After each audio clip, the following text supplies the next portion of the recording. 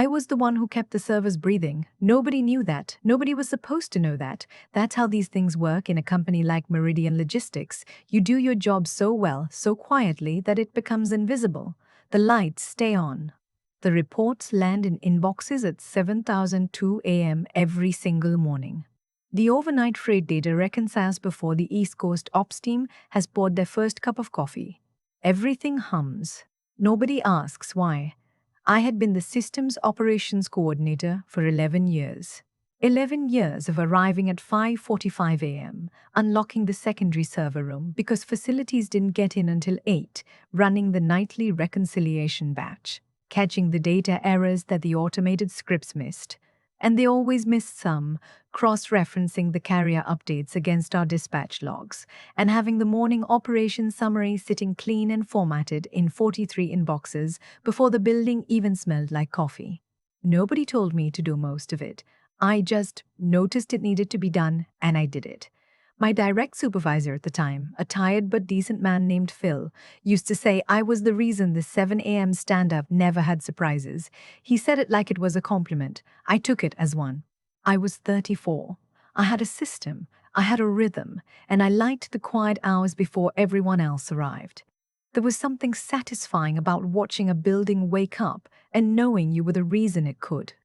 Phil retired in March, and that's when everything started. Her name was Vivienne, new regional operations director, brought in from a consulting firm in Atlanta that had apparently never actually run a logistics operation, just advised on them from conference rooms with whiteboards and catered lunches. She walked in on a Monday wearing heels that clicked on the warehouse floor like a countdown timer, introduced herself to the senior staff with the kind of smile that doesn't reach the eyes, and by Wednesday had already reorganized the org chart without talking to anyone whose name appeared on it. I was not worried at first. I had survived 4 director transitions in 11 years. I knew how to be useful during a reorganization. You show up, you do your job, you don't make noise, but Vivienne was different. The first time she spoke to me directly, it was a Thursday afternoon, maybe 2 weeks into her tenure. She stopped by my workstation. Not to ask anything specific, just sort of hovering, the way people do when they're looking for something to comment on. She looked at my monitor, at the time-stamped batch logs I was reviewing, and said, "What time do you usually get in?" 5:45, I said. She blinked. Why? I explained the morning reconciliation process, the carrier data sync, the 7 a.m. summary report, the fact that the batch scripts occasionally threw errors that needed manual intervention before ops stand up, and if I wasn't there to catch them, the team would walk into their morning meeting with incomplete data and spend the first hour of the day chasing ghosts instead of moving freight. She listened with the expression of someone hearing an explanation they've already decided is wrong. "That seems like a lot of manual workaround for something that should be automated," she said. "It is automated," I said. "I'm the failsafe." She smiled the eyeless smile. "I'll take a look at the process. I should have known then. I really should have." She spent the next 2 weeks doing what she called a workflow audit. This meant she sat in on team meetings, asked questions that revealed she didn't fully understand what she was asking about, and wrote things in a leather notebook that I assumed would eventually become a slide deck full of bullet points that said streamline and optimize and eliminate redundancy. The audit produced, among other things, a calendar invite to my inbox for a one-on-one. The invite subject line was attendance, expectations, alignment. I stared at that subject line for a full minute. She called it a coaching conversation. She sat across from me in the glass-walled conference room, the one that faces the main floor, so everyone can see you having a coaching conversation, and told me in the pleasant, clipped tone of someone who has taken courses on delivering difficult feedback, that my early arrival pattern was creating an equity issue on the team. "Some of your colleagues feel like the bar is being set at an unrealistic level," she said. "I haven't asked anyone to match my hours," I said. "It doesn't matter. Presence creates pressure." She folded her hands on the table. "The expectation from senior leadership is that we're building a sustainable culture. Coming in at 5:45 every day isn't sustainable. And frankly, it signals that we have a workload distribution problem we need to address at the systems level, not the individual level." I asked about the morning reconciliation. She told me the process would be reevaluated, that if it truly required manual intervention daily, that was a process design problem, not a staffing solution. I'd like you to start arriving at 8 o'clock, she said. Standard hours. Like everyone else. I looked at her for a moment. I thought about 11 years. I thought about 5:45 a.m. in January, when the parking lot was dark and the wind cut through the loading dock, and I was still there, still running the batch, still making sure 43 people had clean data in their inboxes before they sat down with their coffee. Okay, I said. She seemed slightly surprised that I didn't push back. Good. We'll revisit the process documentation next quarter and see what can be transitioned to a fully automated solution. Of course, I said. I went back to my desk. I sent a calendar update to my own personal planner, just a small block, 8 a.m. arrival, starting Monday. And I did not send it to anyone else. I did not announce anything. I did not warn anyone. She told me to stop arriving early. So I did. Monday morning, I arrived at 8 a.m. There were already 3 Slack messages waiting for me. I hadn't even set my bag down. The first was from the East Coast Ops lead, sent at 7:06 a.m. Hey, haven't seen the morning summary come through yet. Is everything okay with the system? The second was from the dispatch supervisor, sent at 7:14 a.m.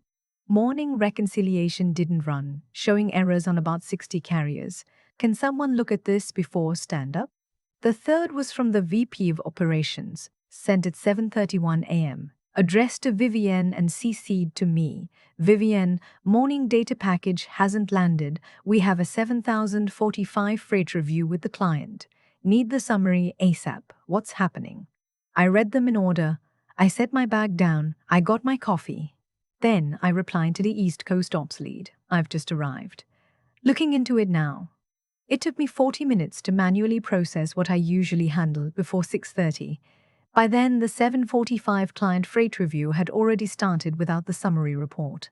The VP had pulled a partial dataset from the raw carrier portal, the one that doesn't format correctly and requires cross-referencing, and had spent the first 20 minutes of a client meeting explaining data discrepancies that didn't actually exist. They just looked like discrepancies because the reconciliation hadn't run.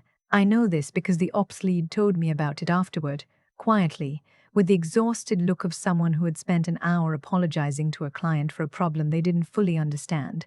I fixed everything by 9:15. The reports went out. The data was clean. By 9:30, the floor was running normally. Vivienne stopped by my desk at 10 a.m. What happened this morning? She asked. The reconciliation batch threw errors around 6 a.m., I said. I usually catch those early and manually resolve them before the summary runs.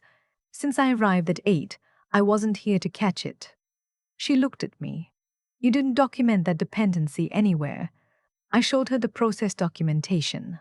The 11-year-old process documentation that Phil had made me write up in 2017, which was stored in the Shared Ops folder under a subfolder called Legacy Processes, which I had updated as recently as February. She read it. She scrolled through it. She set the tablet down with the careful movements of someone who is recalibrating. I'll get IT to look at automating the error catch, she said. Of course, I said. Tuesday was quieter. The batch ran mostly clean. It does, maybe 60% of the time. But there are always edge cases. A carrier data file arrives in the wrong format. A dispatch record gets flagged for a duplicate entry. A freight lane goes inactive and the system doesn't automatically pull it from the summary feed. Small things. Things I had been catching for 11 years before anyone else was in the building. Tuesday's edge case was a duplicate billing flag on a high-value account, a retail client that moved about $2.3 million in freight through us annually. The flag sat in the error queue from 6:04 a.m. until I got in at 8 and noticed it. By then, the automated system had already generated and queued an invoice, a duplicate invoice, for $47,000 it had not sent yet. I caught it at 8:11, pulled it from the queue, resolved the flag, and deleted the duplicate before it hit the client's AP department. I documented the incident in the error log. Time of flag, 6:04 a.m. Time of resolution, 18:11 a.m. Total exposure window, 2 hours and 7 minutes. I forwarded the log to Vivienne with no additional comment. She didn't respond that day. Wednesday, IT came by to assess the batch process. Two guys from the infrastructure team spent about 40 minutes looking at the scripts. One of them, to his credit, was honest with me. This is a custom process that's been patched and updated over like a decade. Automating the error catch isn't a quick fix. We're talking weeks, maybe a month of development, and then testing. I thanked him for his assessment. He sent the same assessment in an email to Vivienne and the VP of Operations. By Wednesday afternoon, the VP had walked over to Vivienne's office. I couldn't hear the conversation, but I could see it through the glass. It lasted about 12 minutes. Vivienne did most of the listening. Thursday morning, I arrived at 8 a.m. There was a system alert from 6:27 a.m. A carrier data file had arrived corrupted, which meant the summary report had generated with a gap in the southeast freight lane data. The 7 a.m. summary had gone out with the gap because there was no one there to hold it. 6 of the 43 recipients had already responded to the summary with questions about the missing data. 2 of them were senior account managers. One of the questions had been escalated to the VP. I fixed it. I sent a corrected summary at 8:34 a.m. with a note explaining the source of the discrepancy. I added it to the error log. I am not going to pretend I didn't feel something watching all of this unfold. I am not a petty person. I want to be clear about that. I didn't want the company to struggle. I didn't want clients to get bad data. But I had spent 11 years being the invisible function that prevented exactly this kind of mourning, and I had been told directly by the person in charge that my presence before 8 a.m. was a cultural problem. She wanted standard hours. I was giving her standard hours. Friday was the worst day of the week. There was no single catastrophic event. It was a cascade. The batch ran with 3 simultaneous errors, which happens occasionally, usually in the first week of a new month, when multiple carrier data files update at the same time. Under normal circumstances, I would have been there at 5:45, caught all 3 within the first 20 minutes, and had everything clean before 6:30.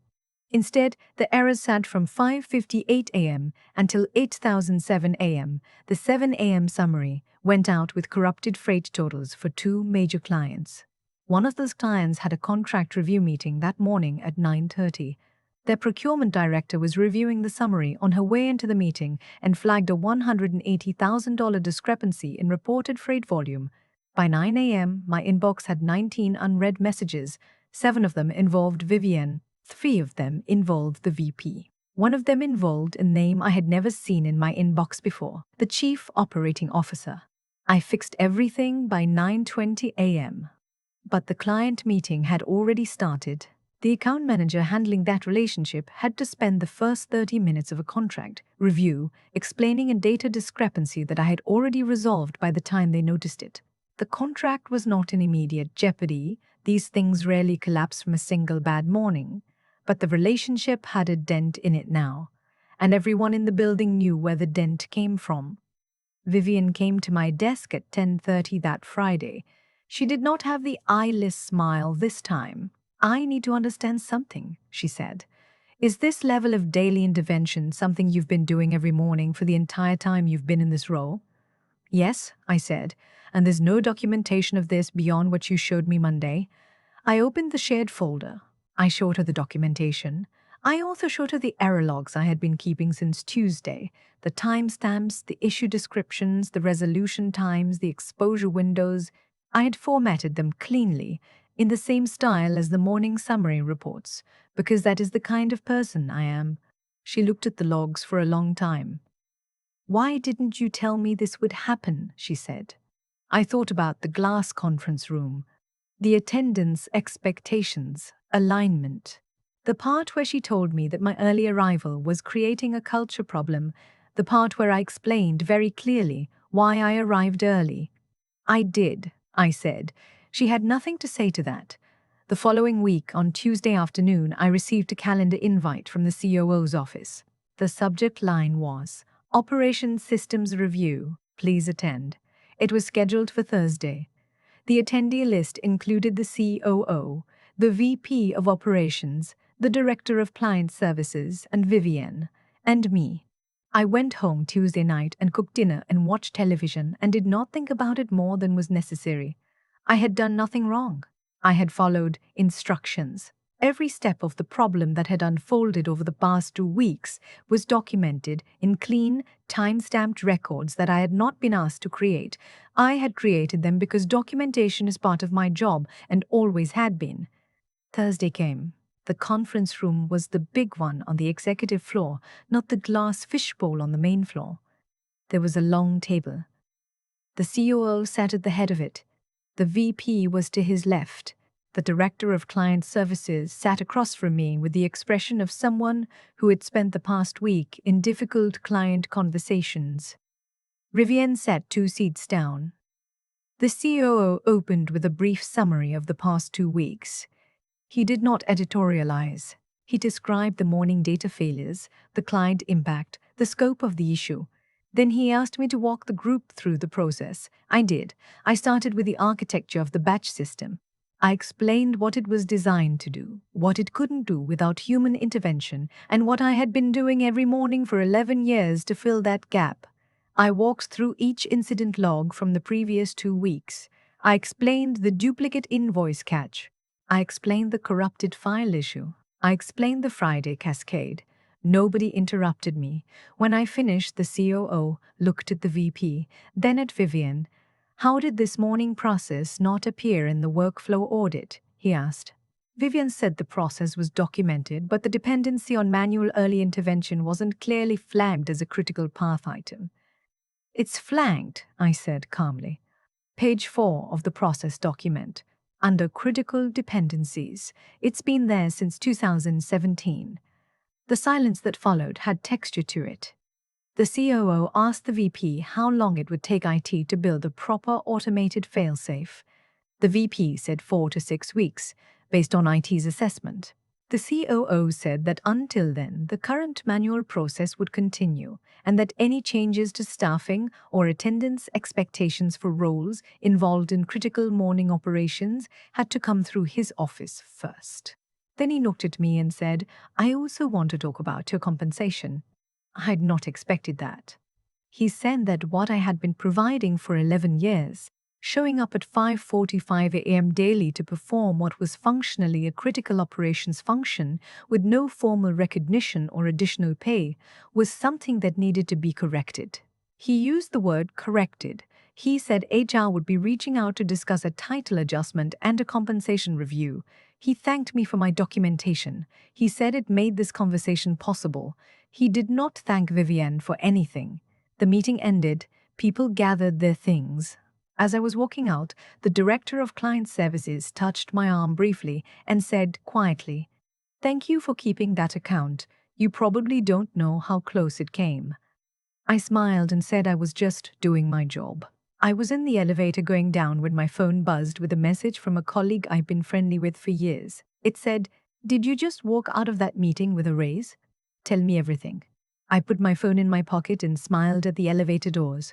2 weeks later, Vivienne's position was restructured. I learned this not from an official announcement, but from the way her office was suddenly empty on a Tuesday, and from the carefully worded all-staff email about the operations director role being transitioned as part of a strategic realignment. Her name did not appear in the email. My title became Senior Operations Systems Manager. My compensation went up by 31%. The early morning hours became officially part of my job description, with overtime classification, until the automated failsafe was fully built and tested, which happened 10 weeks later. The new system works well. I was involved in building the requirements for it, which is how it should have gone from the beginning. I still come in early sometimes. Not every day, not at 5:45 anymore, but occasionally I am the first car in the parking lot, and I walk through the quiet building before anyone else is there, and I feel the same thing I always felt, that particular satisfaction of knowing the place is running because someone who understood it showed up. Nobody tells me to stop. Now, here is the thing I want to say though, because I've thought about it a lot since. I don't think Vivienne was malicious. I think she came into a role she didn't fully understand, and rather than ask questions, she tried to assert control through the things she could see and measure, like what time people arrived. I think she confused visibility with value and presence with culture. And I think she genuinely believed she was fixing something. But you cannot fix what you don't understand, and you cannot understand what you won't sit with long enough to learn. I was not trying to make her fail. I was doing exactly what she asked me to do. That's the thing about being the person who keeps the lights on. You spend so long making it look effortless that people start to believe it is. And then one day, someone decides your effort is the problem. Let them find out what the lights look like when you're not there to flip the switch. The building will teach them everything they need to know. I've thought about what happened a lot since then. Not obsessively, I'm not that person, but in the way you turn something over when you're driving or doing dishes, just quietly examining it from different angles to make sure you actually understand what it was. Here's what I keep coming back to. I never set out to prove anything. I want to be honest about that. When Vivian told me to start arriving at 8, I didn't go home and map out a plan. I didn't think just wait and see. I thought, fine, she's the director. She gave me a direct instruction. I followed it. What happened next wasn't strategy. It was just reality, doing what reality does when you remove the thing that's been holding it together. That's the part that I think people misunderstand about situations like mine. They want there to be a clever move, a calculated play, and I understand why. It's a more satisfying story that way. But the truth is messier and, I think, more important. The truth is that I had simply been doing real work for 11 years, and when I stopped, the absence of that work became visible in a way the work itself never had been. There's something worth sitting with in that. How many things in your life are held together by someone who never gets credit for holding them? How many systems at work, at home, in your community are running because one person quietly decided 11 years ago that they were going to show up before anyone else and make sure it worked? I don't say this to be bitter. I say it because I think there's a kind of intelligence in learning to see that. Vivian couldn't see it.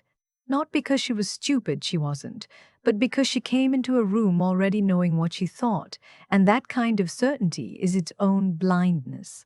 She looked at me arriving at 5:45 a.m. and saw a culture problem. She didn't ask what I was doing there. She didn't ask what would happen if I stopped. She already had the answer, so she never asked the question. That's the thing about real competence. It requires humility first. You have to be willing to not know. You have to be willing to sit with a process long enough to understand it before you decide it needs to change. Phil understood that. He used to say he didn't know half of what I did every morning, but he knew it mattered, and that was enough for him to leave it alone. That's not laziness. That's wisdom. Knowing what you don't know is one of the hardest skills there is. As for me, I'm not going to pretend the outcome didn't feel like something. The COO saying the word corrected when he talked about my compensation. That landed. After 11 years of doing the work because it needed to be done. Of not asking for recognition because I didn't think that's how it worked. Hearing someone in that room say the word corrected. Like there was a wrong that needed to be made right. I felt something loosen in my chest that I hadn't realized was tight. You earn things through consistency. Not through making noise, not through positioning, not through managing perceptions. You earn them by being the person who shows up, and by having the quiet discipline to keep your records clean so that when the moment comes, the truth can speak for itself without you having to raise your voice at all. The building taught them everything. I just made sure the lights were documented.